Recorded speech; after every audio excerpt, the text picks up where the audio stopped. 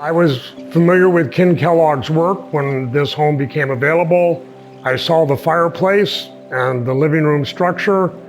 In the end, we were able to buy it. The house had really been neglected for many, many years, and because of the remodel, did not go through the whole house in '68. It really required literally that the entire house had to be gone completely through. So it's an entirely new house, but everything that Ken Kellogg did, I'm going to say 99% of it was left in the spirit and the integrity of it. My name is Larry Richards. My wife Pamela and I have been here for 6 years, and we're in Point Loma in San Diego, California. The original home was built in '51 by a Portuguese fisherman family. There was nothing notable design-wise about it, but it was a very strong fishing industry back then in the tuna industry. A new owner had hired Ken Kellogg. A lot of people know him because he did all the original chart houses, which were a lot of post and beam, a lot of timber. And so he was hired in '68 to do a new living room, which we're sitting in now, and a master bedroom. And then, as I say, from being in the industry my whole life, then he was kind of hired to put lipstick on the balance of the house. When we bought it, it was a 2-year full-time project, and we completed that a little over 4 years ago. Now it's our full-time home.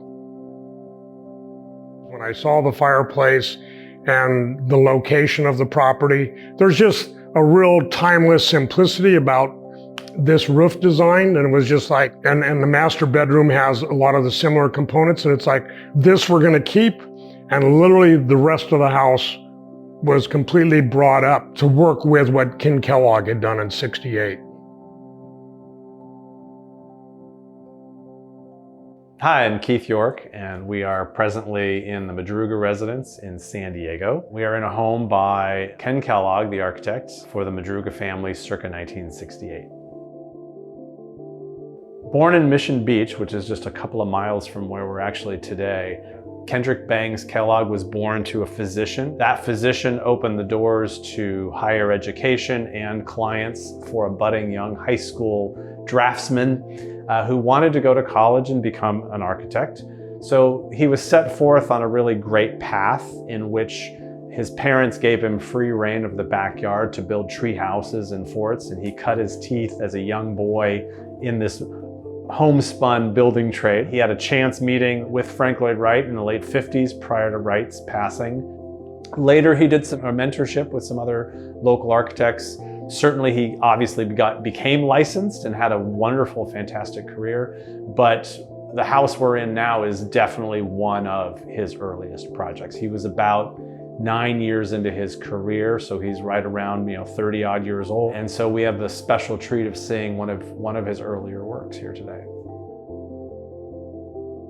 The Madruga family and all of its diaspora were part of the local tuna fleet and the sport fishing and fishing industry.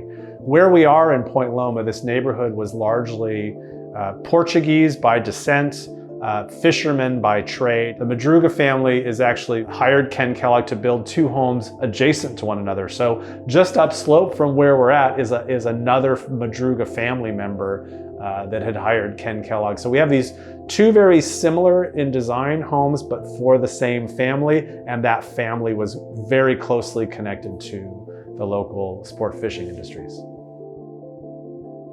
One of the things that when I first came to this home, when it was for sale, when Larry and Pam Richards ended up ultimately purchasing it, all the blueprints were here, there was dust and dirt, and the house was in pretty rough shape. But immediately I was drawn to what Ken had added on to the house, right? Because this is, technically speaking, a remodel of an existing structure. And he, in many cases, brought the artist James Hubble to his projects to adorn them, to affix steel, glass, mosaic, all kinds of materials to enhance artistically his projects. They collaborated as early as 1961, 62 in Hawaii at what is Ken Kellogg's somewhat notable Onion House. And from that point forward, architects, not just Ken, but they would deploy Jim to do a lot of this wonderful stained glass. It has become kind of a regional signature. Like when you buy a home or you welcome me to your home, sometimes people proudly say, and I have a piece by Jim Hubble that is integrated into the original structure. The stained glass windows here at the Madruga Residence are fantastic examples of his sort of leaded stained glass work. Ken would often approach these post and beam construction projects in rough sawn lumber and these exaggeratedly large, craggy bricks that were fired not too many miles from here, just south of the international border with Tijuana. Those bricks, which I want to say they're a foot long, they're rounded, they're very organic, they're very volcanic, they're pocked with little holes and disfigurements in the firing process.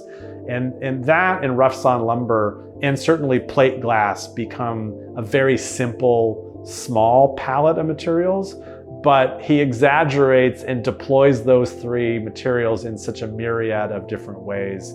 It's incalculable how many more ways he could have done that had he lived even longer. What Larry and Pam Richards have done with this house is added more glass, fixed things that were broken, opened door passages that were narrow. They haven't changed the dynamic, but I will say there is now contemporary electricity. There are things like LED lighting.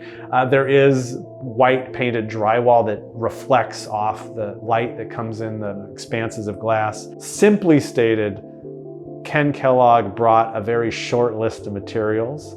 Larry and Pam have expanded those materials, especially with their contemporary appliances and cabinetry and flooring.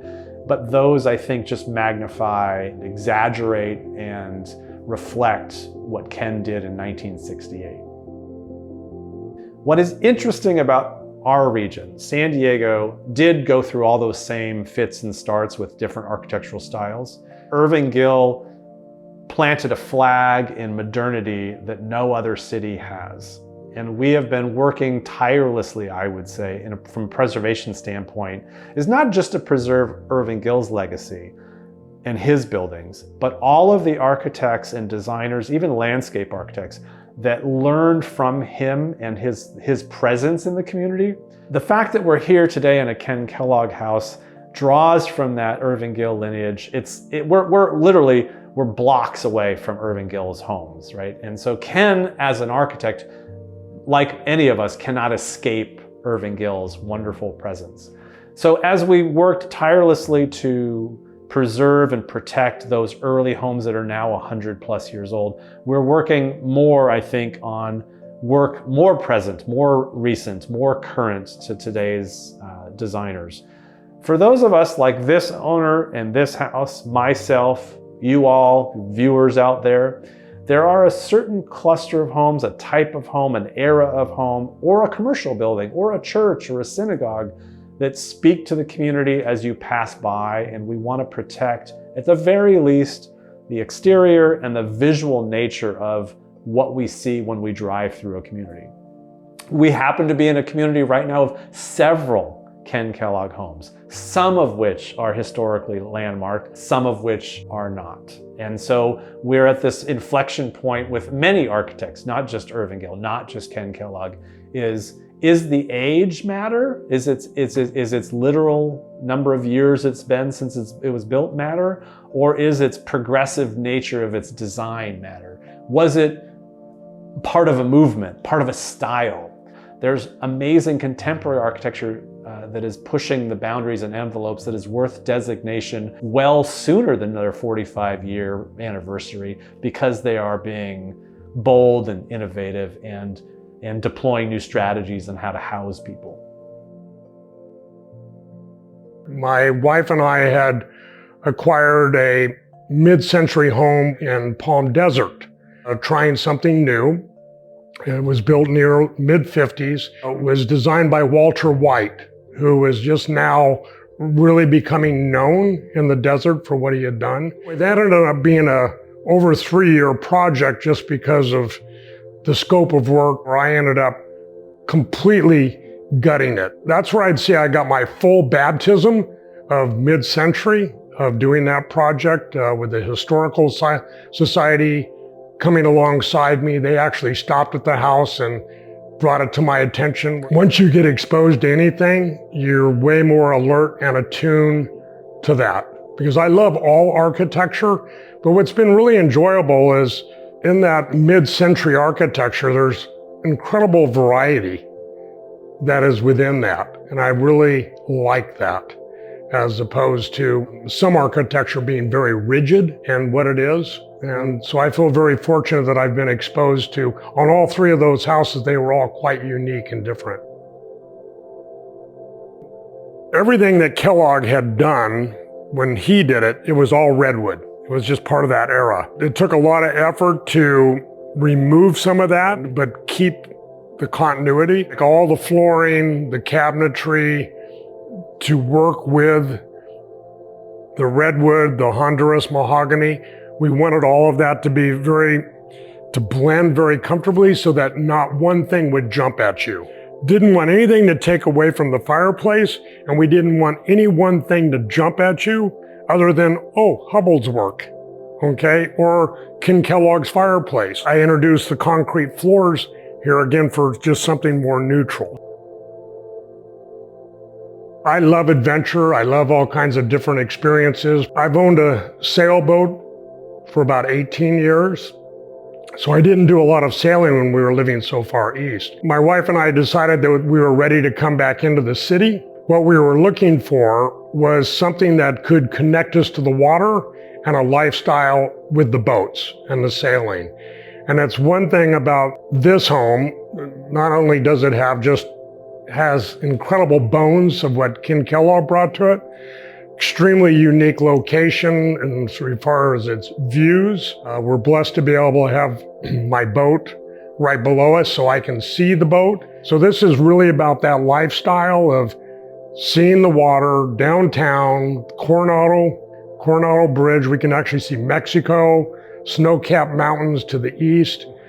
Being able to be in a really wonderful, soulful home that touches your heart and your mind, to have all of that is like whipped cream on the sundae and a cherry if you like cherries.